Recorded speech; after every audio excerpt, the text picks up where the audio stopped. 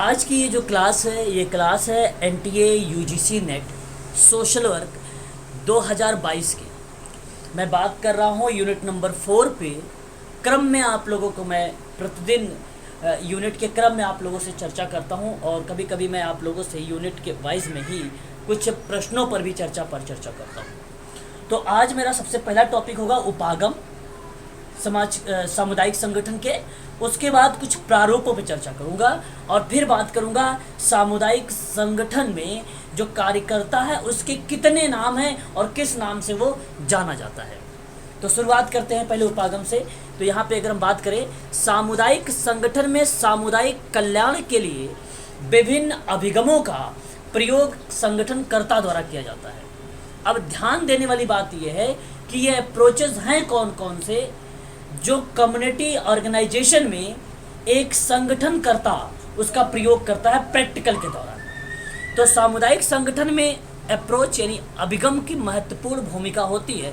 कार्यकर्ता अपने वैज्ञानिक ज्ञान और निपुणताओं के माध्यम से सामुदायिक कल्याण और सामुदायिक विकास के लिए विभिन्न उपागमों का प्रयोग बड़ी ही बुद्धिमत्ता से करता है। इस चीज को आप ध्यान रखिएगा। सामुदायिक कल्याण एवं विकास के लिए विभिन्न उपागम का उपयोग किया जाता है इसमें, और ये बुद्धिमत्ता से करता है सोशल वर्कर। हालांकि मैं आपको एक बात बता दूं, सामुदायिक संगठन के जो उपागम थे, मैंने आप लोगों से एक विद्वान का नाम था लिंडेमैन करके, मैंने बताया थे 10 चरणों में एक स्टेप बताया था उन्होंने। हालांकि वो भी अप्रोचेज ही है, वो भी अभिगम ही है, वो भी उपागम ही है, परंतु यहाँ पे आप ध्यान रखना आप सभी लोग, इसका भी प्रयोग किया जाता है जब हम बात करते हैं वैयक्तिक उपागम की। वैयक्तिक उपागम नाम से ही क्लियर है, स्पष्ट है कि ये केस वर्ग के आधार पर हो सकता है। यानी सामुदायिक संगठन में कार्यकर्ता वैयक्तिक उपागम का प्रयोग करते हुए समुदाय के प्रत्येक सदस्य की, अब बात को समझिएगा अच्छे से, प्रत्येक सदस्य की या उसकी आवश्यकताओं को जानने की ये कोशिश करता है। समस्याओं के आधार पर प्राथमिकता तय करके समुदाय के साथ मिलकर वो कार्य करता है। इस चीज़ को आप लोग ध्यान रखिएगा, ये काफ़ी इम्पोर्टेंट है आप सभी के लिए, ठीक है। तो अगर हम बात करते हैं सामुदायिक संगठन में कार्यकर्ता वैयक्तिक उपागम का प्रयोग करते हुए समुदाय के प्रत्येक सदस्य की आवश्यकता एवं समस्याओं को प्राथमिकता के आधार पर सामुदायिक विकास के लिए चयनित कर समुदाय के साथ मिलकर कार्य करता है, उसको वैयक्तिक उपागम कहते हैं।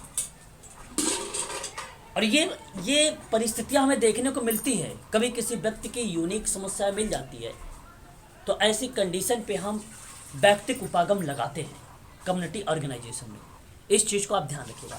दूसरा एक उपागम इसका है सामुदायिक शिक्षा उपागम। अगर हम बात करें सामुदायिक संगठन में संगठनकर्ता समुदाय के प्रत्येक सदस्य को उसकी आवश्यकताओं के प्रति जागरूक करता है और सदस्यों की आवश्यकताओं की पूर्ति के लिए शिक्षित और प्रशिक्षित करता है। वह समुदाय के आंतरिक और बाह्य साधनों की जानकारी करता है और साधनों के क्रियान्वयन के लिए सदस्यों की सहभागिता के लिए प्रोत्साहित भी करता है। कहने का मेरा तात्पर्य ये है कि सामुदायिक संगठन में जो संगठनकर्ता होता है वो प्रत्येक सदस्य की आवश्यकता को ध्यान में रखकर उन्हें शिक्षण प्रशिक्षण देता है। साथ ही उसकी जो समस्याएं अगर हैं, आंतरिक समस्याएं हैं, बाह्य समस्याएं हैं, उसी के आधार पे साधनों की जानकारी भी उसे देता है या जानकारी भी करता है। साधनों के क्रियान्वयन, साधनों का मतलब होता है रिसोर्सेज से, और उसके क्रियान्वयन के लिए सदस्यों की जो पार्टिसिपेशन वाली भूमिका है, जो सहभागिता की भूमिका है, उसको प्रोत्साहित भी करती है। यह है सामुदायिक शिक्षा का उपागम। एजुकेशन के बिहाफ पे ये समुदाय के संगठन में भूमिका हमें देखने को मिलती है। तो याद रखेंगे ये दूसरा था आपके लिए उपागम। कहीं कहीं व्यक्तिगत उपागम या वैयक्तिक उपागम लगाया जाता है, तो कहीं सामुदायिक शिक्षा का उपागम भी लगाया जाता है। मैं जब आपको लिंडेमैन के बारे में बता रहा था तो वहाँ पे समुदाय में मैंने आपको पढ़ाया था कि आवश्यकताओं की चेतना जागृत करना, आप कह सकते हो शिक्षा का उपागम के अंतर्गत वहाँ पे। हालांकि वो क्रम था, वो चरण था उसका। फिर उसने कहा चेतना का प्रसार करना। चेतना का मतलब होता है जागरूकता से, है ना। और अगर हम बात करें चेतना का प्रक्षेपण करना, आवश्यकता को शीघ्र पूरा करने के लिए भावात्मक आवेग आवश्यकता की पूर्ति के लिए संसाधनों के प्रस्तुतिकरण, ये सारी चीज़ें थे लिंडेमैन के कॉलेज। और वो सारी बातें एक क्रम से था। यहाँ पे एक सेपरेट दिया गया है कि ये उपागम होता है, एक व्यक्तिक उपागम होता है तो एक सामुदायिक शिक्षा का उपागम होता है। बात करते हैं नेक्स्ट पॉइंट पर। कहता है आवश्यकता निर्धारण का उपागम। देखिए ये भी एक उपागम है, और ये कहता है आपसे कि सामुदायिक संगठनकर्ता, ध्यान दीजिएगा, आवश्यकता निर्धारण का उपागम है। इसमें जब समुदाय संगठन का कार्य होता है तो प्राथमिकता और आवश्यकता के आधार पर निर्धारित किया जाता है, और यह जानकारी महत्वपूर्ण होती है कि कौन सी आवश्यकता सदस्यों के लिए अत्यधिक आवश्यक और उपयोगी होगा। मेरे कहने का तात्पर्य आप देख सकते हैं कि सामुदायिक संगठनकर्ता प्राथमिकता के आधार पर आवश्यकताओं को निर्धारण करता है तथा यह जानकारी करता है कि कौन सी आवश्यकता सदस्यों के लिए अत्यधिक महत्वपूर्ण एवं उपयोगी है। ओके, ठीक है, तो इस चीज़ को आप जो है ध्यान दीजिएगा, ठीक है। अगर हम बात करते हैं, फिर कहता है उसके आधार पर सदस्यों की सहभागिता को प्रोत्साहित करते हुए उसके लिए उपयुक्त कार्यक्रम का चयन सदस्यों की इच्छाओं एवं आवश्यकताओं को ध्यान में रखते हुए करता है।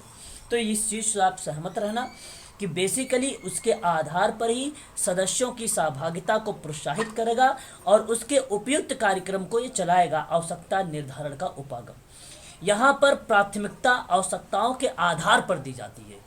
यही कारण है कि सामुदायिक संगठन में आवश्यकता निर्धारण का एक अप्रोच है, एक उपागम है। इस चीज को आप ध्यान दीजिएगा।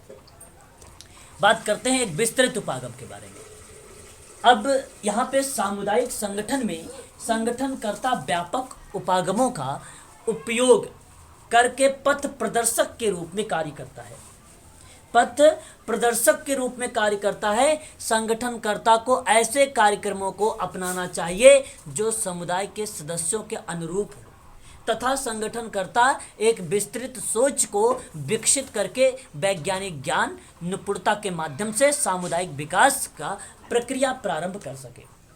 अब आपको अगर विस्तृत के बारे में बात करें तो विस्तृत का सिंपल सा अर्थ है कि जब भी कोई कार्यक्रम का आप संचालन करेंगे तर्क वितर्क करके वाद विवाद करके, तो वहाँ पर आप वैज्ञानिक ज्ञान और निपुणता के माध्यम से सामुदायिक विकास की प्रक्रिया का प्रारंभ करेंगे। ये जब कम्युनिटी ऑर्गेनाइजेशन में आप कम्युनिटी डेवलपमेंट की बात करते हैं तो हम वहाँ पे बात करते हैं विस्तृत उपागम के बारे में। सामुदायिक विकास ये आपका सबसे very very most important point है। और सामुदायिक विकास कहता है कि वह प्रक्रिया जिसमें स्थानीय जनता का प्रयास सरकारी संगठन से मिलकर अपनी आर्थिक, सामाजिक और सांस्कृतिक परिस्थितियों में उन्नति लाए और उसके समुदायों को राष्ट्रीय जीवन के साथ जोड़ा जाए ताकि वे समग्र विकास में योगदान दे सके। ऐसी बात विस्तृत उपागम के अंतर्गत हमें देखने को मिलती है। इस चीज को आप लोग ध्यान में रखिएगा। इतनी बात आप सबको क्लियर हुआ तो एक बार मुझे स्पष्टीकरण करें। जी सर। हाँ, यस सर। इस चीज को आप लोग जो है ना ध्यान भी रखेंगे। इंपॉर्टेंट चीजें हैं ये सारी की सारी, ठीक है। चलिए आगे हम अब चर्चा पर चर्चा करेंगे नेक्स्ट पॉइंट पर। सर जी जी पूछें। किसी का माइक फोन है तो ओके, किसी का फोन है सर, माइक। अच्छा माइक अनम्यूट है। हाँ एक बार म्यूट कर लीजिए जी, ठीक है, ताकि किसी को डिस्टर्ब ना हो और आप आसानी से क्लास को ले सकें। चलिए अब शुरुआत करते हैं हम नेक्स्ट पॉइंट पर। और हमारा नेक्स्ट विचार इस पे होगा सामाजिक क्रिया का उपागम पर। अब आप लोग भलीभांति तरीके से परिचित हैं सामाजिक क्रिया के उपागम में। मैं आप सबसे एक बात जानना चाहूँगा, सामाजिक क्रिया किसे कहते हैं? बताएं एक बार, सिंपल शब्द है भाई। सर जो आपसी सहयोग के माध्यम से अगर डेवलपमेंट की बात करी जाती है तो वो सामाजिक देखिए होगा। मैं यहाँ पे आप लोगों से उपागम को जोड़कर नहीं पूछा था, केवल सोशल एक्शन के बारे में बात किया था। तो कोई बात नहीं, अच्छा बताया आपने कि भाई जाहिर सी बात है वो बेहतरीन एक समाज की मुख्य धारा से जोड़ने की ही एक्टिविटी आपने बताया। तो जो सामाजिक क्रिया की भूमिका मानी जाती है। ठीक है, देखो सामाजिक क्रिया में, ठीक है, सामाजिक क्रिया में मैडम एक बात सुनिए आप मेरी बात। सामाजिक क्रिया में मैरी रिचमंड एक ऐसे विद्वान है, जैसे आप सब में पढ़ते हैं, जैसे केस वर्क में मैरी रिचमंड की एक अहम भूमिका थी, ठीक उसी प्रकार से सामाजिक क्रिया में भी मैरी रिचमंड की एक अहम भूमिका है। मैरी रिचमंड ने इस बात को कहा कि सामाजिक क्रिया में प्रचार और सामाजिक विधान के माध्यम से जब जन समुदाय, मैंने एक शब्द जोड़ा, जन समुदाय, क्या कारण है कि सामुदायिक संगठन में सामाजिक क्रिया का उपागम आया। कारण यही है कि आप यहाँ से समझ सकते हो, लिंक कर सकते हो कि मैरी रिचमंड ने ये बात कहा था कि सामाजिक विधान के माध्यम से जन समुदाय का कल्याण सामाजिक क्रिया ही कहलाता है, सामाजिक क्रिया ही कहलाता है। इसलिए हम यहाँ पर इसको मेंशन करते हैं सामाजिक क्रिया के अंतर्गत, सॉरी, सामुदायिक संगठन के अंतर्गत सामाजिक क्रिया के उपागम को। ये बेसिकली सामाजिक क्रिया का जो उपागम है, ये आवश्यकता अनुसार सामाजिक व्यवस्था में परिवर्तन लाना और आवश्यक और अवांछनीय सामाजिक परिवर्तन को रोकने का प्रयास करता है। यही कारण है कि सामाजिक क्रिया का ये उपागम है। मैं आपसे बात करूं, जनतांत्रिक मूल्यों और संविधान में दिए गए जो नागरिक अधिकारों का आधारित सहमतिपूर्ण आंदोलन के रूप में जो एक्टिविटी होती है, वो भी बेसिकली सामाजिक क्रिया का ही एक उपागम है, क्योंकि लोगों को जागरूक करना है। चलिए हम पढ़ते हैं, यहाँ पे देखिए क्या दिया गया है।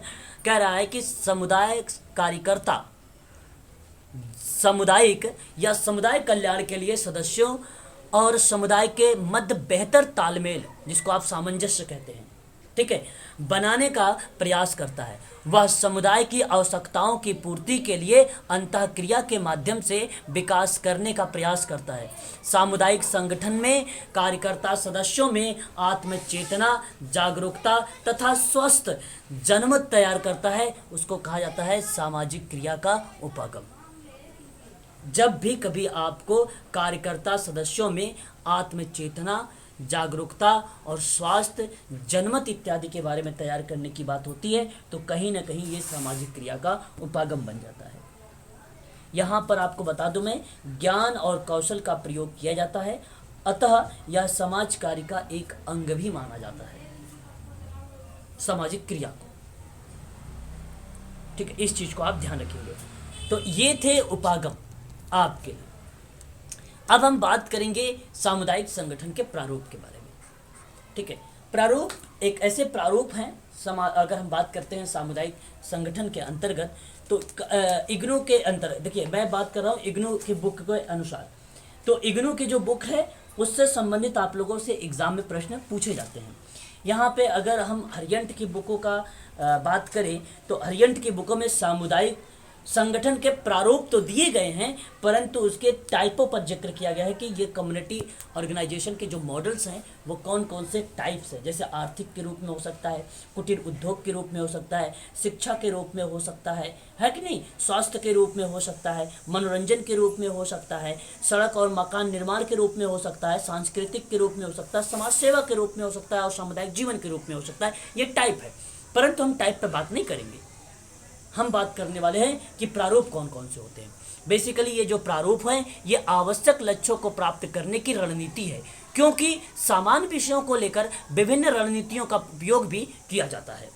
रोथ, यहाँ पे ध्यान रखिएगा, रोथमैन जैक, जैक रोथमैन भी कहा जाता है, रोथमैन जैक भी कहा जाता है। इन्होंने 3 प्रारूपों पे जिक्र किया है। वेरी वेरी मोस्ट इंपॉर्टेंट, हर बार यूजीसी में ये प्रश्न पूछा जाता है, इसको तो आप रट्टा ही मान लीजिएगा। बात करते हैं, एक आपका आता है स्थानीय विकास का प्रारूप, दूसरा आपका आता है सामाजिक नियोजन का प्रारूप, तीसरा आपका आता है सामाजिक क्रिया का प्रारूप। अगर हम बात करते हैं स्थानीय विकास के बारे में, तो स्थानीय विकास प्रारूप सामुदायिक संगठन की वह प्रक्रिया है जिसमें सामुदायिक संगठनकर्ता या कार्यकर्ता और संस्था निश्चित क्षेत्र की जनसंख्या की आवश्यकताओं के लिए विभिन्न सेवाओं और कार्यक्रमों को बनाता है। स्थानीय विकास से शब्द से ही हमें स्पष्टीकरण हो जाता है, पता साफ चल जाता है कि मान लीजिए आपने दिल्ली के क्षेत्र में एक एरिया है जिसका नाम है इंदरलोक, या आप ये कह लीजिए साउथ दिल्ली में अगर आप बात कर रहे हैं तो लाडोसराय, तो एक क्षेत्र है छोटा सा। उस क्षेत्र की बात जब आप करते हैं, वहाँ के विकास की बात आप करते हैं, तो वो एक निश्चित क्षेत्र बनता है और वहाँ की जितनी जनसंख्याएं हैं उन पर आप जब काम करने की बात करते हैं, तो वो रोथमैन का ये प्रारूप बना था सामुदायिक संगठन का, वो एक प्रारूप है। इस तरीके से आप उनको डेवलप करिए, उन्हें आप समाज की मुख्य धारा से जोड़िए, विभिन्न प्रकार की उन्हें सेवा प्रदान करिए, संस्थानों के बीच समन्वय स्थापित करिए, नवीन कार्यक्रम और सेवाओं को सम्मिलित करिए। ये होता है आपका स्थानीय विकास का प्रारूप। ये था जैक रोथमैन का 1968 के अकॉर्डिंग ये बातें कही भी गई थी। बात करते हैं नेक्स्ट पॉइंट पे। तो सामाजिक नियोजन का प्रारूप है। अगर हम बात करें इस प्रारूप में, एक सामाजिक कार्यकर्ता और संस्था किसी शहर या कस्बे या गांव या नगर पालिका क्षेत्र तथा राज्य में उपलब्ध सेवाओं और आवश्यकताओं का विश्लेषण करते हैं तथा उन्हें एक और अधिक कुशलता से उपलब्ध कराने के लिए रूपरेखा तैयार करते हैं।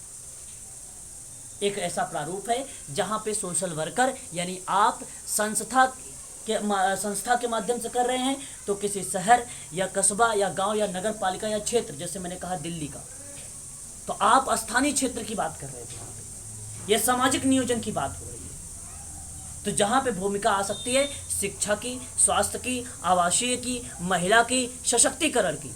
ये एक एग्जाम्पल के तौर पे हम इसको समझते हैं, क्योंकि ये नगर पालिका के अंतर्गत आ सकते हैं, ये क्षेत्र के अंतर्गत आ सकते हैं, ये गांव के अंतर्गत आ सकते हैं, ये शहर के अंतर्गत आ सकते हैं, ये कस्बे के अंतर्गत आ सकते हैं, ये राज्य के अंतर्गत आ सकते हैं। तो इसलिए कहा जाता है सामाजिक नियोजन का प्रारूप। यहाँ सबसे ज़्यादा इंपॉर्टेंट बात है ये शहर, कस्बा, गाँव। हम जब इसके एग्जाम्पल को पढ़ते हैं तो हमें ध्यान आता है स्थानीय क्षेत्र, परंतु स्थानीय क्षेत्र यहाँ पे ना सोचे, यहाँ पे इसके अंतर्गत ये बातें कहने की बात कही गई है। तो सामाजिक नियोजन की बात ये सोचे हम। ये जैक रोथमैन का था सामाजिक नियोजन का। अच्छा, ये एग्जाम में भी नहीं पूछा गया अभी तक कि सामाजिक नियोजन के प्रारूप में क्या बातें हैं, परंतु अगर बोल देता है 2022 में तो आप इजिली कर लेना। एक स्थानीय क्षेत्र को रिप्रेजेंट कर रहा है तो एक शहर, कस्बा वगैरह को रिप्रेजेंट कर रहा है, बस यहीं से पूरा कॉन्सेप्ट क्लियर हो जाएगा आपका। यही आपको सोचना है। उसके बाद आप जब तर्क वितर्क करना शुरू कर देंगे, जिस तरीके से अप्लाइड प्रश्न बनाए जाते हैं, तो ऑटोमेटिक आपके वहाँ पे आंसर आ जाना शुरू हो जाएंगे। हम बात करते हैं सामाजिक क्रिया का प्रारूप के बारे में। अभी हमने पीछे देखा है सामाजिक क्रिया का उपागम। हम वहाँ पे देख रहे थे उपागम में क्या कि समुदाय कल्याण के लिए सदस्यों और समुदाय के मध्य बेहतर तालमेल की बात कर रहे थे हम पीछे। अभी हमने पढ़ा है, हमने वहाँ पे देखा कि समुदाय की आवश्यकताओं की पूर्ति के लिए अंतः क्रिया के माध्यम से विकास करने का प्रयास कर रहे थे, जहाँ पे जागरूकता और जनमत तैयार करते थे। पीछे भी हमने देखा उपागम में, परंतु ये प्रारूप है, मॉडल है। यहाँ पर ये कहता है ये प्रारूप के अंतर्गत वे सेवाएं आती हैं जिसका संबंध विशेष मुद्दों से होता है, जिसमें सामाजिक आंदोलन की आवश्यकता होती है। अब बात समझ में आ रही है आप लोगों को? सोशल आंदोलन, सामाजिक आंदोलन की बात मैं कर रहा हूँ आप लोगों से। बताइए, क्लियर हो रहा है? एक बार आप लोग भी बताइए। हाँ सर, एक बार थोड़ा सा और बता दीजिए। देखिए, मैं आपसे ये मैडम कह रहा हूँ कि यहाँ पे जो है सामाजिक क्रिया में अगर हम बात कर रहे हैं तो ये भूमिका जो निभाई जा रही है प्रारूप में, वो भूमिका निभाई जा रही है सामाजिक आंदोलन से। यहाँ पे सामाजिक आंदोलन एक अहम भूमिका निभाता है, ना कि सामाजिक क्रिया। सामाजिक क्रिया कहाँ पे निभा रहा था? सामाजिक क्रिया उपागम में आता है। सामाजिक क्रिया कहाँ पे था? उपागम में था। सामाजिक आंदोलन कहाँ पे है? इस चीज़ को भी ध्यान रखिएगा आप सभी लोग। सामाजिक आंदोलन जो है सामाजिक क्रिया के प्रारूप में है, सामाजिक क्रिया के प्रारूप में है सामाजिक आंदोलन। अब सोशल मूवमेंट होता क्या है आप भली भांति तरीके से जानते हैं, आप सोशल वर्कर हैं। आंदोलन किसी विशेष सामाजिक लक्ष्य की ओर बढ़ने और व्यक्तियों द्वारा आने वाली निरंतर क्रियाओं और प्रयासों का एक क्रम होता है। आप जैसे अभी जब किसान आंदोलन हुआ था। हाँ, जैसे अगर हम बात करते हैं भ्रष्टाचार को लेकर, अभी अन्ना हजारे ने एक आंदोलन किया, लेकिन वो सोशल सामाजिक क्रिया का ही एक रूट, एक रास्ता था। सामाजिक क्रिया के रास्ते से होकर गुजरा सामाजिक आंदोलन हुआ। भ्रष्टाचार का क्या था? वो समाज में सामंजस्य स्थापित करने के लिए परिवर्तन की आवश्यकता थी। यही कारण था वो भ्रष्टाचार समाप्त करने के लिए। कारण यही था कि समाज परिवर्तनशील और गत्यात्मक होने की वजह से हमें ऐसा करना पड़ा। सामाजिक परिवर्तन के विविध स्वरूप होते, जिसमें समाजशास्त्रियों ने समाज कार्यकर्ता और सामाजिक आंदोलन के अध्ययन में रुचि लेना और आधुनिक घटना जिसका मुख्य कारण सामाजिक आंदोलन का इतिहास का क्षेत्र माना गया। सामाजिक आंदोलन रूढ़ियों में परिवर्तन के लिए अधिक या कम मात्रा में चेतन रूप से किया गया प्रयास ही सामाजिक आंदोलन होता है, और यही है सामाजिक क्रिया का प्रारूप। सामुदायिक संगठन, कार्यकर्ता तथा संस्था इन मुद्दों को समुदाय के लोगों तथा समूहों को शिक्षा और प्रेरणा द्वारा सक्रिय करके जनमत का निर्माण करता है। किसका निर्माण करता है? जनमत का निर्माण करता है। तो सामूहिक क्रिया अथवा प्रयास, निश्चित लक्ष्य, सामाजिक परिवर्तन का स्वरूप, संगठन, सतत प्रक्रिया, ये सभी की सभी जो एक एक्टिविटी है ये मानी जाती है सामाजिक आंदोलन एक्टिविटी। तो ये 3 प्रारूप, स्थानीय, सामाजिक नियोजन, सामाजिक क्रिया का प्रारूप, आप जरा मुझे बताएं किस विद्वान ने दिया है? रॉथमैन ने। रॉथमैन, जैक रॉथमैन। सर ये रॉथमैन है कि रॉथमैन है? रॉथमैन है, ठीक है, रॉथमैन है, ये सही है, रॉथमैन है, जैक रॉथमैन। हाँ, अब जैक रॉथमैन के बारे में बात करें तो ये बात इनका जो मैंने भी 3 बताए हैं ये तो थे ही थे, लेकिन इससे पहले जब 1968 की मैं बात करता था तो उन्होंने उस विकास का नाम इस तरीके से रखा था, अवस्थिति का विकास कहा था, सामुदायिक नियोजन का प्रारूप कहा था और सामुदायिक कार्यवाही को किया था, ये नाम दिया था पहले। अब आजकल एग्जाम में ये नाम नहीं आता है, परंतु ध्यान रखिएगा कि ये परिवर्तित नाम है, तो हो सकता है पूछ ले घुमा के। लेकिन जब इन्होंने समुदाय में विद्यमान जो भी पद्धतियां, जो मॉडल थे और उनकी परिस्थितियों में होने वाले जो परिवर्तन को ध्यान में रखते हुए उन्होंने वर्ष 2001 में रोथमैन द्वारा इसको संशोधन करके परिशुद्धता का नाम दे दिया, और जो परिशुद्धता का नाम था वो अभी अभी आप लोगों ने उस पर जिक्र किया है ना? अभी अभी सर ये आपने ऊपर बताए हैं प्रारूप 3, उनका ईयर भी 1968 है और ये जो परिवर्तित पहले वाले हैं उनका नहीं, उनका ईयर 2001 है। जो अभी मैंने बताया आप लोगों को वो 2001 है, ये है 2001 का, ये है 2001 का, देखिए नीचे लिखा हुआ यहाँ पे, ये है 2001 का। तो ये परिवर्तित नाम था। अब आजकल 2022 में आ गए, 21-22 साल हो गया, तो आप सोच लीजिए, जाहिर सी बात है यही प्रश्न बनाए जाते हैं आजकल, यहीं से प्रश्न बनाए जाते हैं। इस चीज़ को आप परिवर्तित नाम पूछेगा अगर पहले का नाम 1968 करके, तो वहाँ पे आप उसको मेंशन कर लेना, और आप देख भी सकते हैं कि उसके नाम को भी अवस्थिति विकास है, सामुदायिक नियोजन है और सामुदायिक कार्यवाही है, यही नाम परिवर्तित है बस। अस्थिति का स्थानीय बोल दिया था, सामुदायिक नियोजन के सामाजिक नियोजन का नीति बोल दिया या कार्यक्रम बोल दिया, सामुदायिक कार्यवाही में कार्यवाही का मतलब था क्रिया, एक्शन होता है, तो सामाजिक क्रिया का नाम दे दिया, बात वही है, ठीक है, एक्टिविटी वही थी। चलिए आगे बढ़ते हैं। अब देखिए यहाँ पे, अच्छा एच.वाई. सिद्दीकी के बारे में अभी बात करूँगा, इसके 3 प्रारूप है, प्रतिवेश का भी है, परंतु यहाँ पे थोड़ा सा आप ध्यान रखें, इसके जो चरण थे, मैं यहाँ पे सिर्फ चरणों की वजह से लिया है, ठीक है। सामुदायिक विकास का एक प्रारूप इन्होंने जब बताया एच.वाई. सिद्दीकी ने, तो इसमें कुछ चरण बताए थे, कुछ स्टेप बताए थे। इनका कहना था कि समुदाय के जो व्यक्तिगत और सामूहिक जो आवश्यकताएं हैं उसकी पूर्ति समुदाय के प्रयासों से होती है, परंतु उसके लिए हमें कुछ चरणों से होकर गुजरना चाहिए। तो इनका ये चरण थोड़ा सा ध्यान रख लीजिए, हालांकि अभी तक एग्जाम में नहीं पूछा गया है, परंतु ध्यान रखिएगा। भौतिक क्षेत्र की पहचान करना है आपको, उसकी परख करनी होगी आपका, फिर आपको समुदाय में प्रयोग होना होगा, फिर उसके बाद समुदाय के विभिन्न वर्गों की आवश्यकताओं की पहचान करनी होगी कि इस कम्युनिटी के नीड क्या क्या है, फिर उसके बाद कार्यात्मकता का नियोजन करना है आपको, फिर संसाधन का नियोजन का प्रयोग करना है, फिर समुदाय में एक संगठनात्मक संजाल का विकास करना है। संजाल का मतलब होता है नेटवर्क का आपका काम करना, नेटवर्क पर।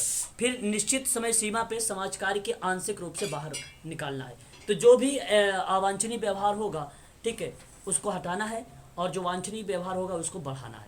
ऐसा एक चरण बताया इन्होंने सामुदायिक विकास के लिए, तभी समुदाय का विकास हो पाएगा, अदरवाइज समुदाय का विकास नहीं पाएगा, ये बात कहते थे एच.वाई. सिद्दीकी।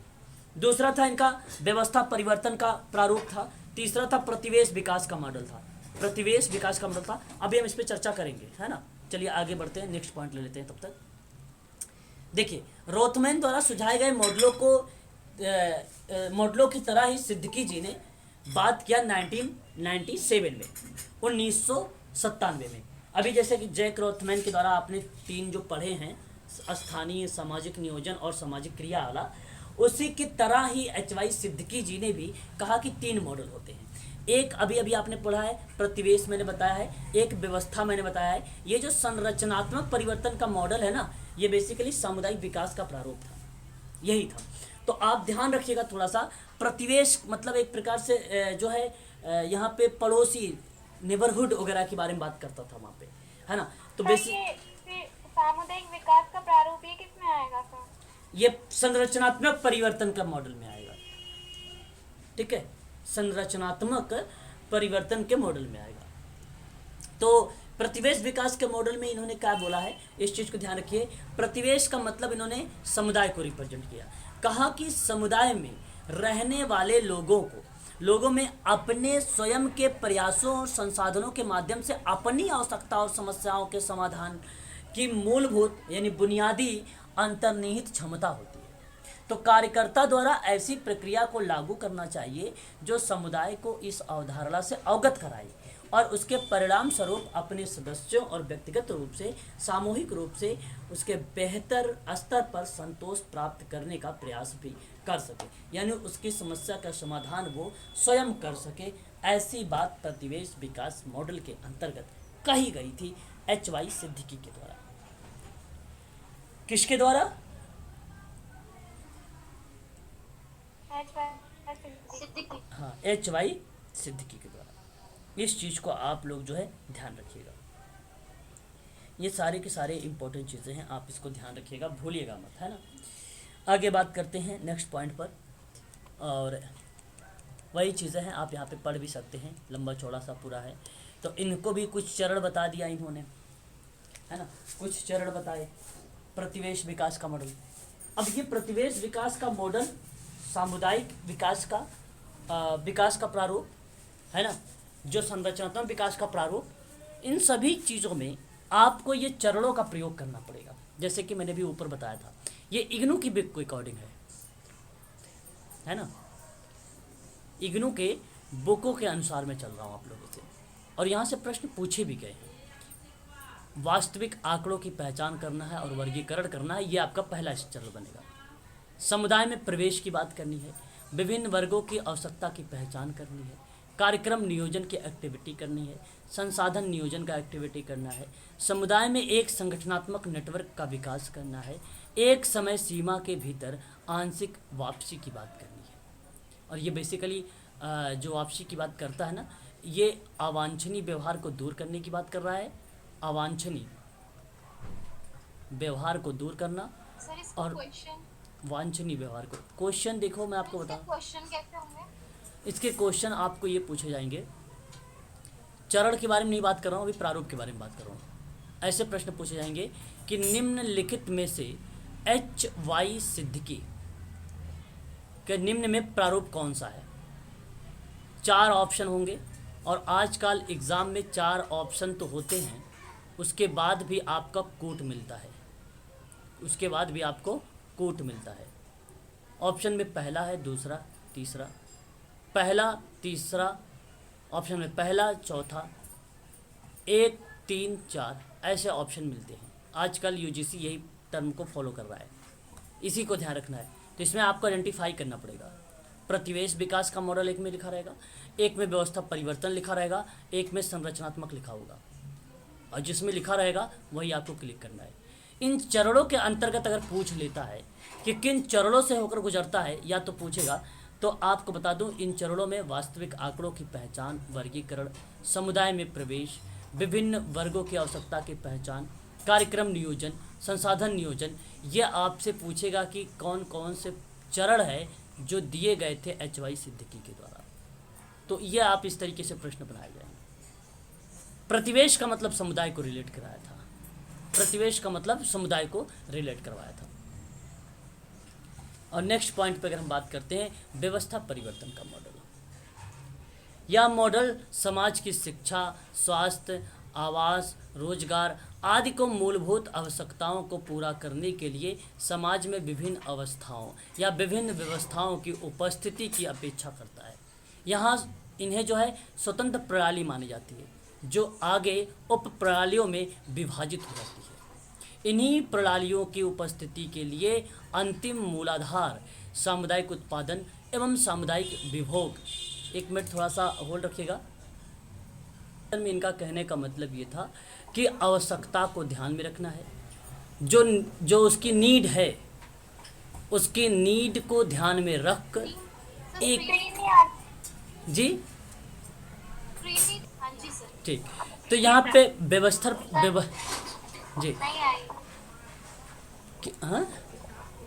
हाँ, फिजिकल है, फिजिकल है। तो अगर हम बात करते हैं व्यवस्था परिवर्तन के मॉडल में, तो व्यवस्था परिवर्तन के मॉडल में आपको ध्यान रखना है कि जो समुदाय है उसकी नीड क्या है, और उसके नीड में जो नीड है, जो मतलब अवांछनीय व्यवहार है, जो नकारात्मक व्यवहार है, उस नकारात्मक व्यवहार में आपको क्या करना है, परिवर्तन। उसमें क्या करना है, आपको परिवर्तन करना है उसको, और परिवर्तित करके उसे समाज की मुख्य धारा से जोड़िए, उसे रोजगार आदि मूलभूत आवश्यकताओं को पूरा करिए, उसकी जो भी नीड है उसकी पूरा करिए, और उसके नकारात्मकता के भाव के जो है आप समाप्त करिए। ये बेसिकली था व्यवस्था परिवर्तन, मतलब व्यवस्था करने की बात की गई थी, तनाव दबाव जो भी चीज़ें उत्पन्न होती है उसको कम करने की बात की गई थी। ये व्यवस्था परिवर्तन के मॉडल में, ये व्यवस्था परिवर्तन के मॉडल में, ठीक है, इस चीज़ को आप ध्यान रखेंगे। आगे अगर हम बात करते हैं तो नेक्स्ट आता है, इसमें देखिए उसने कुछ कार्य बताया है मॉडल में। कहा कि व्यवस्था में निर्दिष्ट खामियों के बारे में संगत आंकड़ों का संग्रह करना है, मतलब जो भी डेटा है आपको उस डेटा को कलेक्ट करना है, जैसे शहरी पक्षपात, सेवाओं के प्रति सुलभता से असफलता, प्रशिक्षित कार्य प्रणालियों में कमी, और अपर्याप्त पूर्ति संरचना, निधि यानी फंड आदि की कमी जिसमें अपर्याप्त उत्पन्न होती रहती है। तो इसको समाप्त करना है, इसको दूर करना है। इसको दूर करने का काम किसमें अकॉर्डिंग आता है, व्यवस्था परिवर्तन में। समुदाय के भीतर में निष्कर्षों की हिस्सेदारी की भूमिका निभाना, निर्णयकर्ता निकायों को प्रभावित करने और मुद्दे पर ध्यान आकर्षित करने के लिए उपयुक्त रणनीति का चयन करना, योजना का क्रियान्वित करने के लिए समुदाय का बाहरी मदद का संचालन करना। जैसे बाहरी मदद क्या हो सकता है, जैसे अगर आप किसी एनजीओ से टाई अप है तो उससे आप मदद ले सकते हैं, उसके रिसोर्सेज या उसके संसाधन के बारे में आप पूछ सकते हैं, वो चीज़ें, ठीक है, ये सारी चीज़ें आ जाएगी। बात करते हैं, एक है संरचनात्मक परिवर्तन। ये एक चरण में लास्ट वाली लाइन है, आंशिक रूप से बाहर निकलना, इसका मतलब क्या है? आंशिक रूप से बाहर निकालने की जो लास्ट स्टेप है, इसका मतलब यही था कि अगर आप में कोई नकारात्मक समस्या आ रही है तो उसको दूर करने की बात है, सकारात्मक कोई कार्य आ रहा है तो उसको इम्प्रूव करने की बात है। मतलब आपको ऐसा एक्टिविटी करनी है उन समुदाय के साथ कि वो अवांछनीय व्यवहार कम हो जाए, मतलब अवांछनीय मतलब सकारात्मक व्यवहार, सॉरी नकारात्मक व्यवहार, हाँ, नकारात्मक व्यवहार कम हो जाए, और इसी नकारात्मक व्यवहार जैसे कम हो वैसे उसके अंतर्गत सकारात्मक व्यवहार बढ़े भी, सकारात्मक व्यवहार बढ़ना भी चाहिए, ठीक है। यहाँ पर तो ऐसे में आप कोई एक्टिविटी अगर आप करवा रहे हो, जैसे अगर मैं एक एग्जांपल देकर समझाना चाहता हूँ, आपने किसी मतलब किसी बच्चे को शिक्षण प्रशिक्षण, आप उसे शिक्षण एजुकेशन प्रोवाइड करा रहे हैं, ठीक है, और वहाँ पे वो बार बार बच्चा जो है मान लीजिए वो पेन को पकड़ता नहीं है, वो फेंक देता है बार बार। तो जब पेन को फेंकना जो है वो नकारात्मक व्यवहार है, पेन को फेंकना, ठीक है, और ऐसा एक्टिविटी करना है और पेन को पकड़े भी रखना, ये सकारात्मक है। तो आपने क्या किया कि अगर वो व्यक्ति यानी ये बच्चा शिक्षण ग्रहण करते समय 5 मिनट तक अगर पेन पकड़ के रखेगा तो उसको हम एक रिवॉर्ड देंगे। रिवॉर्ड का मतलब एक प्रकार से हम उसे पुरस्कार देंगे, टॉफ़ी या चॉकलेट, जो भी उसकी मतलब जो चीज़ें वो लाइक करता है, ठीक है। इस तरीके से हम उसे बोलेंगे, ये एक प्रकार का पुनर्बलन का प्रयोग करेंगे इस तरीके का। तो वो 5 मिनट तक वो पेन को पकड़ेगा। इस तरीके से उसका सकारात्मक व्यवहार जो है आगे बढ़ा है, नकारात्मक यहाँ पे कम हुआ है, क्योंकि ये रिवॉर्ड एक अहम भूमिका निभाई है। तो ये आंशिक रूप की जो प्रतिक्रिया है संचालित करने की, वो वहाँ पे बताई गई है आपके चरण। तो ये सभी जगह पे लागू होता है, ठीक है। संरचनात्मक परिवर्तन के बारे में बात करते हैं तो इस मॉडल में एक बड़े निकाय और समाज के भीतर एक छोटे भाग के रूप में परिकलित होता है, और अन्य शब्दों में विभिन्न छोटे समुदाय मिलकर एक बड़ा निकाय अंतर्गत समाज का और राष्ट्र का निर्माण करते हैं। तो यहाँ पे सर्वहित के बारे में सोचा जाता है, राष्ट्र के बारे में सोचने की बात होती है। परंतु इस मॉडल जो ये मॉडल मानता है, ये कहता है कि जिस रूप में जनसंख्या के विभिन्न वर्गों के बीच आपसी संबंध होता है, चाहे वो औपचारिक संवैधानिक ढांचा या कानून या नीति या अनौपचारिक रीति रिवाज, सार्वजनिक मत आदि, उसी के रूप में व्यक्तियों के सामुदायिक अधिकारों का भी निर्धारण होता है। या राष्ट्र का व्यक्ति या समुदाय के साथ संबंध तथा अंतर समुदाय तथा अंतः समुदाय संबंधों का भी निर्धारण करता है। तो इसको बोलते हैं संरचनात्मक परिवर्तन का मॉडल। संरचनात्मक परिवर्तन का मॉडल, ठीक है। इस चीज़ को ध्यान रखिएगा। यहाँ पर बेसिकली एक चीज़ ध्यान रखिए कि ये छोटे समुदाय से मिलकर काम करता है। बड़े समुदाय में छोटे छोटे समुदाय भी होते हैं, छोटे छोटे ग्रुप होते हैं समुदाय में, उनके साथ मिलकर काम करता है। वहाँ पे संरचनात्मक परिवर्तन संवैधानिक ढांचा पे कानूनी नीतियाँ, रीति रिवाज, सांस्कृतिक, औपचारिक और अनौपचारिक दोनों चीज़ों को लागू करता है। जैसे जनसंख्या जागरूकता के संबंध में कार्य करना, ये इसी का पार्ट बन जाएगा, है ना। प्रौढ़ शिक्षा और प्रकारात्मक शिक्षा पर विकास के संबंध में बात करना, इसी का पार्ट बन जाएगा। ये प्राथमिक तथा मूलभूत जो शिक्षा होगा उसके विकास से काम करोगे तो इसी का पार्ट बन जाएगा ये संरचना। तो ये 3 थे एच.वाई. सिद्दीकी के, एच.वाई. सिद्दीकी, इसको भी आप ध्यान में रखिएगा। आगे बढ़ते हैं और उसके बाद यहाँ पे अगर हम बात करें एच.वाई. सिद्दीकी के बाद Murray G Ross, very very most important. Murray G Ross हैं, ये भी इम्पोर्टेंट है। और इन्होंने इस्तेमाल किया था 3 ऐसे प्रमुख दृष्टिकोण का। एक था सामान्य रूपरेखा दृष्टिकोण, एक था विनिर्दिष्ट रूपरेखा दृष्टिकोण और एक था प्रक्रिया दृष्टिकोण। ये था 1995 में। 1968 में आपको अभी अभी मैंने बताया है रॉथमैन का। 2001 में इन्होंने नया नाम रखा, उसका नाम था स्थानीय सामाजिक नियोजन और सामाजिक क्रिया। फिर 1997 में मैंने 3 नाम बताए। प्रतिवेश का नाम बताया आप लोगों को, व्यवस्था परिवर्तन को लेकर बात किया और संरचनात्मक के बारे में बात किया एच.वाई. सिद्दीकी के लेकर। फिर मैं अभी अब आपसे बात करने चल रहा हूँ 1995 में मुर्रे जी रॉस के बारे में। 1955 सॉरी 1955, ठीक है, 1955 में। इस चीज़ को आप ध्यान रखिएगा। तो 1955 में इन्होंने 3 तरीके का प्रारूप बताए और आप ये देख सकते हैं, ये भी आप नोट करके रखिएगा। हालांकि PDF अभी आपको मिल जाएगी, है ना। तो इसमें अगर हम बात करते हैं तो देखिए जरा, सामान्य रूपरेखा के दृष्टिकोण में क्या बोल रहे हैं। ये कह रहे हैं कि इस रूपरेखा में बताया इन्होंने अपने मॉडल में कि इस दृष्टिकोण का मुख्य ध्यान समुदाय में समुदाय में सेवाओं को जो है समन्वित करना और सुव्यवस्थित विकास पर बल देना। ये सामान्य रूपरेखा का दृष्टिकोण था। और इसी दृष्टिकोण में 2 उप दृष्टिकोण भी शामिल किए गए, जैसे मौजूद सेवाओं को सुदृढ़ बनाना, यह आपका एक पार्ट बनेगा उप दृष्टिकोण, और एक है नई सेवाओं का आरंभ करना या तथ्यों को खोजना, यह आपका दूसरा पार्ट बनेगा। तो सामान्य उद्देश्य समुदाय में सेवाओं के समूह का कुशल नियोजन करना है, सही तरीके से आपको उसकी प्लानिंग करनी है और संगठित करना है। ये सामान्य रूपरेखा का दृष्टिकोण, इसमें कुछ खास है ही नहीं, ठीक है। समन्वित और व्यवस्थित तरीके से आपको ये इस पे बल देना है, सही तरीके से आपको इस पे कार्य करना है। आगे अगर हम बात करते हैं, एक और पॉइंट बनता है आपके लिए विनिर्दिष्ट रूपरेखा का। और यह दृष्टिकोण जो है क्रियाशील होता है जब कोई विशिष्ट संगठन या समुदाय स्वयं कुछ विशिष्ट महत्वपूर्ण मुद्दों को या उसके अपेक्षित सुधारों में जुड़ा होता है, तो यह निर्धारित लक्ष्य या लक्ष्यों या उद्देश्यों को प्राप्त करने के लिए ध्यानपूर्वक कार्यक्रम का आरंभ होता है। विनिर्दिष्ट का मतलब सीधा सा है, समुदाय और विशिष्ट संगठन हो तो उनमें आपको एक कार्यक्रम का आरंभ करना होगा। इसमें क्या करना पड़ेगा, आपको एक कार्यक्रम का आरंभ करना पड़ेगा, और यही कार्यक्रम का आरंभ जो बताता है विनिर्दिष्ट रूपरेखा बताता है।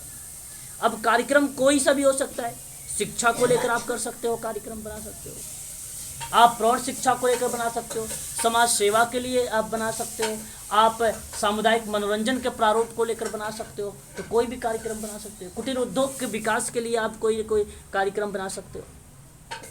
तो ये चीज़ें हैं विनिर्दिष्ट रूपरेखा की। बात करते हैं, एक है आपका प्रक्रिया दृष्टिकोण। अब प्रक्रिया से आपको एक शब्द याद आता है, अध्ययन, निदान, उपचार, मूल्यांकन।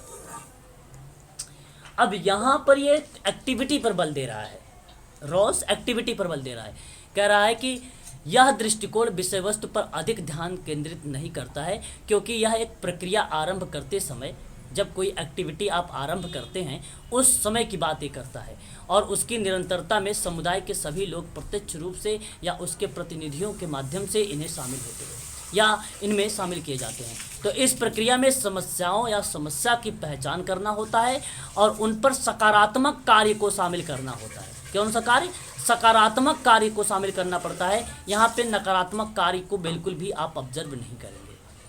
और यहाँ स्वयं सहयोग जो पहल होती है और समझदारी उद्यम द्वारा समुदाय की क्षमताओं का निर्माण पर अधिक आप बल देंगे। तो यानी उसके समुदाय की जो कैपेसिटी है उस पर आप बल देंगे, यानी टोटली मिला जुला के समुदाय के विकास पर बल देंगे। और इसके कुछ महत्वपूर्ण 4 ऐसे कारक हैं जो सर्वाधिक महत्वपूर्ण माने जाते हैं। समुदाय की आत्मदृढ़ता, स्वयं निर्मित योजना करना या योजनाएं बनाना, परिवर्तन के लिए लोगों की इच्छाओं को जानना और सामुदायिक शांति बनाए रखना। ये 4 ऐसे महत्वपूर्ण कारक देखने को मिलते हैं प्रक्रिया के दौरान। जब आप प्रोसेस करोगे तो ये 4 चीज़ें भी कारक इन्वॉल्व होना चाहिए प्रैक्टिकल के दौरान। ठीक है, तो ये थे 3 ऐसी बातें जो बताते हैं सामान्य रूपरेखा, विनिर्दिष्ट रूपरेखा, प्रक्रिया दृष्टिकोण। ये 3 ऐसे शब्द थे जो हमें बताते हैं रॉस महोदय 1955 में, 1955 में। ठीक है, इस चीज़ को आप लोग जो है ध्यान रखिएगा। आगे अगर हम बात करते हैं, यहाँ पे कुछ सामुदायिक संगठन की कुछ रणनीतियाँ भी हैं। सामुदायिक संगठन के दौरान पे आप कुछ रणनीतियों को फॉलो करते हैं। एक पीटर ड्रीवर विद्वान रहे, ठीक है, इन्होंने टाइपोलॉजी प्रदान किया, विवेचना प्रदान किया। अब ध्यान रखिएगा, ये विवेचनाएं नहीं लिखा रहेगा, आपको टाइपोलॉजी लिखा होगा एग्जाम में। सन 1996 में पीटर ड्रीवर ने सामुदायिक संगठन के कुछ रणनीतियों पर चर्चा किया था और उन्होंने बताए थे 3 किंतु छोटे समुदाय को विश्व में वह 3 स्तरों में विभाजित करता है। छोटे समुदाय को, एक सामुदायिक, एक राजनीतिक और एक आर्थिक।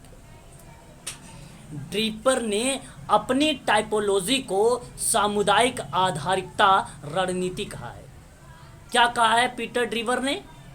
ड्रीपर ही ड्रीवर है, कंफ्यूज मत होइएगा। क्या बोला इसने? सामुदायिक जो है अधिकारिता रणनीति बोला है। और इसने कुछ नई दिशाओं के रूप में सुझाव दिए कि सामुदायिक संगठन की भूमिका होनी चाहिए। ठीक है, जहाँ पे अगर हम बात करें सामान्य समस्याओं को निपटने के लिए जीवन और समुदायों को प्रभावित करने वाले संस्थानों एवं निर्णयों में अपनी आवाज़ को ऊंचा उठाने के लिए प्रोत्साहन देना, यानी इसका जो बल था राजनीति पर था। समुदाय आधारित विकास पे बात करना, किसी क्षेत्र में वास्तविक और वित्तीय यानी आर्थिक स्थिति को सुधारने जैसे नए निर्माण और पुनर्वास के प्रतिवेश आधारित प्रयास थे। ये आर्थिक पर बल दिया समुदाय आधारित विकास को लेकर। समुदाय आधारित सेवा प्रावधान की बात करते हैं तो इसमें सामुदायिक सेवाओं जैसे बाल देखभाल की बात करना, ठीक है, और इसमें व्यावसायिक प्रशिक्षण, मातृत्व एवं बाल स्वास्थ्य आदि की आपूर्ति के लिए प्रतिवेश स्तर के प्रयास किया जाता है और इसे मानवीय या मानवपूंजी निर्माण भी कहा जाता है समुदाय आधारित सेवा प्रावधान में। मैंने आपको पढ़ाया भी था थोड़ा सा, CBO क्या होता है, उसी के पार्ट ये माना जाता है। या एक दिशा समुदाय की तरफ बल देता है। ये 3 चीज़ें हैं जो उप समुदाय के बारे में जिक्र करता है पीटर ड्रीवर। हालांकि रणनीति बहुत है, आपकी समस्या की पहचान करोगे, रणनीति है सामुदायिक संगठन की, है ना। जन सहभागिता पर बल दोगे तो ये रणनीति है आपकी। सामुदायिक विकास की बात करोगे, ये रणनीति है आपकी। संसाधन की बात करोगे तो ये रणनीति है आपकी। कार्यक्रम नियोजन की बात करोगे तो ये आपकी रणनीति है। तो ये भी आपको वैसे ही माना जाता है पीटर ड्रीवर के अकॉर्डिंगली। ठीक है, बात करते हैं यहाँ पे एक विद्वान और रॉबर्ट फिशर ने सन 1984 में कुछ रणनीति बताई थी, जिससे इन्होंने भी 3 प्रमुख दृष्टिकोण की पहचान करने को बताया। एक बताया सामुदायिक कार्य का दृष्टिकोण कि भाई जो भी सामुदायिक कार्य समाज में हो रहा है उसके अंतर्गत सभी प्रयास समुदाय के दृष्टिकोण का निर्माण किए जाएं और सामुदायिक संगठनकर्ता को एक सक्षमकर्ता और एक सलाहकार और नियोजक और समन्वयकर्ता की भूमिका को अदा करें। तो ये सामुदायिक कार्य का जो दृष्टिकोण है ये भी रॉबर्ट फिशर का एक प्रकार से रणनीति थी। राजनीति सक्रिय दृष्टिकोण की बात करें तो राजनीति के पॉइंट ऑफ व्यू से भी बात करना, तो इस सक्रियवादी दृष्टिकोण को लेकर तो ये भी एक प्रकार की रणनीति थी। प्रतिवेश अनुरक्षण की बात करना तो ये भी एक प्रकार का दृष्टिकोण जो आप देख रहे हैं, ये भी आपका माना जाता है रणनीति की। ये सामुदायिक संगठन की रणनीति मानी जाती है। देखिए, इसके अंतर्गत आपको बहुत सारे ऐसे एक शब्द मिलेंगे।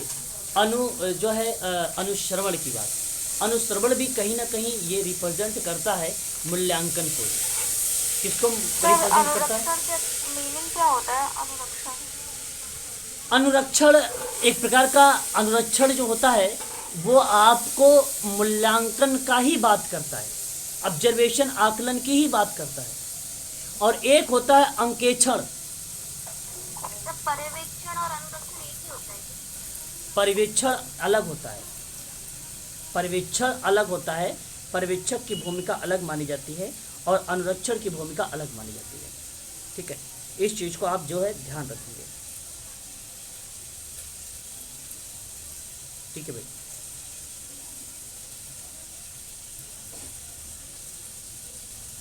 एक मिनट,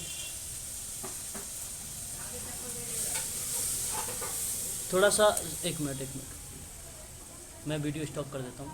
देखिए, तो हाँ, इस तरीके से आपको जो है यहाँ पे बात करनी है। तो ये 3 ऐसे थे जो रणनीति के रूप में जाने जाते हैं। ठीक है, इस चीज़ को आप ध्यान रखिएगा। तो एक यहाँ पे प्रतिवेश अनुरक्षण। अच्छा देखिए, अनुरक्षण अगर हम यहाँ पे बात करते हैं तो यहाँ पे आप देखिए कह रहा है कि दृष्टिकोण से उत्पन्न हुआ या एक मध्यवर्गीय निवासियों तथा उसके लघु उद्योग एवं संस्थागत गठजोड़ों से निर्मित है, जो समुदाय की संपत्ति और मूल्यों को परिवर्तित और संभावित खतरों के प्रति परिभाषित करता है। यह अनुरक्षण तो कहीं ना कहीं एक निगरानी जैसे शब्दों को रिप्रेजेंट करता है। निगरानी, ये निगरानी जैसे शब्दों का एक प्रकार से मूल्यांकन जैसे या आकलन जैसे शब्दों का प्रयोग करता है अनुरक्षण। और एक शब्द आता है अंकेक्षण। एक शब्द आता है अंकेक्षण। अंकेक्षण अंकेक्षण जो होता है यह सामाजिक अंकेक्षण होता है। संस्था को अपने कार्यों के प्रति जवाबदेही बनाने और संवेदनशील बनाने की प्रक्रिया को अंकेक्षण कहा जाता है। क्या कहा जाता है? अंकेक्षण कहा जाता है। मान लीजिए किसी प्रक्रिया को नियमित करने के पीछे कुछ मुख्य उद्देश्य होता है और उद्देश्य सामाजिक अंकेक्षण में बताया गया कि किसी भी कार्य नीति को उचित संचालन और क्रियान्वयन में आम लोगों की जो भागीदारी होगी वही अंकेक्षण होगा, वही अंकेक्षण होगा। ठीक है, इस चीज़ को आप ध्यान रखेंगे। और नेक्स्ट पॉइंट पे बात करते हैं अब हम लोग। आगे अगर हम बात करते हैं तो एक जो है सॉल एलेंस्की विद्वान है, सन 1945 में भी इन्होंने भी अपने सामुदायिक संगठन में कुछ परंपराएं बताएं। एक बताया सामुदायिक संचालन की परंपरा बताई थी, जिसमें नीतिगत लक्ष्य होता है लोगों का एक साथ कार्य करना, अनेक व्यक्तियों की भागीदारी के माध्यम से शक्ति प्राप्त करना। यह इस अनुमान पर आधारित है कि ऐसा दबाव उन लोगों की शक्ति प्रदान करेगा जो कई मांगों की पूर्ति करेगा। तो ये सामुदायिक संचालन की परंपरा थी। और एक अगर हम बात करते हैं हन्ना एवं रॉबिन्सन के साथ 1994 में इन्होंने एलेंस्की की तरह ही टाइपोलॉजी में दमित निवासियों की आत्मा से निकली है और इन्हीं के 3 रणनीतियों को शामिल किया। एक बताया था पारंपरिक रणनीति, दूसरा बताया था सीधी कार्यवाही समुदाय संगठक के रूप में, और तीसरा बताया था परिवर्तनशील सामुदायिक परिवर्तन को। तो जो पारंपरिक राजनीति थी वो बेसिकली एक अभिजात जो गैर भागीदारी प्रयास शामिल किए गए थे, जिसमें संरक्षित रखने के लिए पर्याप्त यथास्थिति पर बल देता था, तर्कपूर्ण समस्या का निवारण करता था, वो पारंपरिक हो जाएगा। जो सीधी क्रिया पर बात करता था वो विरोधों का इस्तेमाल करते हुए जन आधारित संगठन पर ध्यान देता था। ठीक है, और अगर हम बात करें परिवर्तनशील पर, तो यह इसमें छोटे समूह, गहन अध्ययन, विवेचनाएं, टाइपोलॉजी शामिल थी। जो लोग वास्तव में दमनकारी ताकतों के बारे में अधिक जागरूक और ज्ञानवान बन रहे थे, ये परिवर्तनशील सामुदायिक परिवर्तन का पार्ट माना गया था। तो ये भी चीज़ें आप ध्यान रखिएगा, ये भी इम्पोर्टेंट नाम है विद्वान का, हन्ना और रॉबिन्सन 1994 में। ठीक है, ध्यान रखिएगा। आगे बात कर लेते हैं अब। हालांकि इसी किताब का नाम उतना भी पूछा भी नहीं गया है। बेसिकली इसकी किताब आप देख सकते हैं यहाँ पर, फ्रेरे का किताब है, पाउले फ्रेरे। यहाँ पे पाउले फ्रेरे लिखा हुआ है, पाउले फ्रेरे का नाम है, पाउले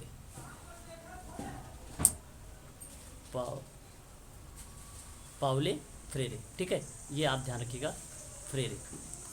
ठीक है, ये पाउले फ्रेरे का नाम है। तो पाउले फ्रेरे की बात करते हैं, इनकी किताब थी पैडागोगी करके, जिसको पैडागोजी भी कहा जाता है, pedagogy of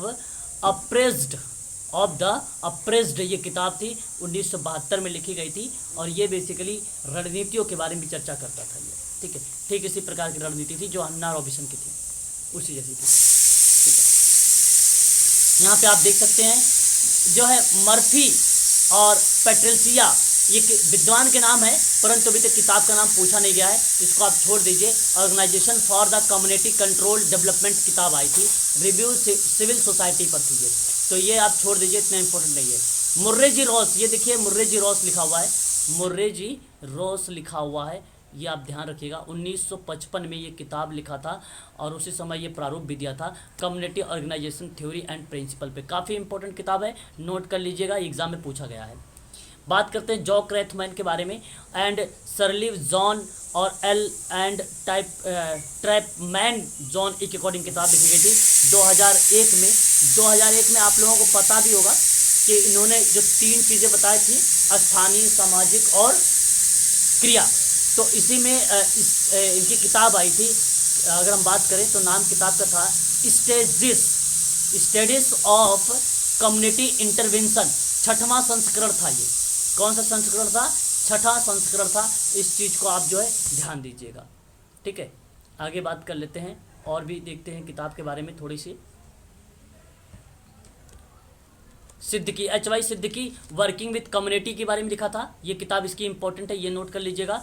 well Mary the handbook of community practice, very very most important है ना, इसको आप ध्यान रखिएगा, ये हो सकता है आप लोगों से पूछा जाए। वेल मैरी का नाम, ठीक है, ध्यान रखिएगा ये किताब। आगे बात कर लेते हैं।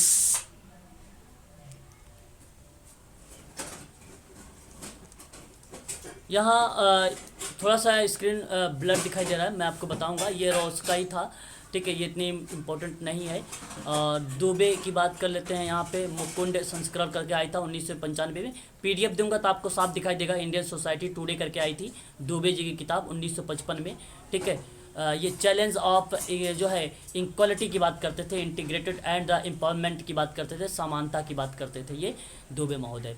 गाग्रेट, KD Gangrade, very very most important, इन्होंने कम्युनिटी ऑर्गेनाइजेशन इन इंडिया बताया था, पॉपुलर प्रशासन के बारे में, ध्यान रखिएगा 1971 में किताब आई थी, काफ़ी इंपॉर्टेंट है ये किताब है, ठीक है। बात करते हैं पुरिया 0S के बारे में, class, caste and occupation, very most important, ये यूनिट नंबर 2 से प्रश्न हो सकता है, उठाए यहाँ से, यूनिट नंबर 2 से ये किताब हो सकता है मिल जाए आप लोगों को, है ना। बात करते हैं नेक्स्ट, IF, ये छोड़ दीजिए, ये इतना इंपॉर्टेंट नहीं है। पास्कल इंपॉर्टेंट नहीं, छोड़ दीजिए। पातनिया, सुनीता का बिना। Paule Frere, very very most important, अभी मैंने आपको बताया भी था 1997 पैडागोजी ऑफ द ओप्रेस्ड करके किताब आई थी। ये HY Siddiqui working with communities, ये तो मालूम हो चुका है आप लोगों को, है ना, ये पता है।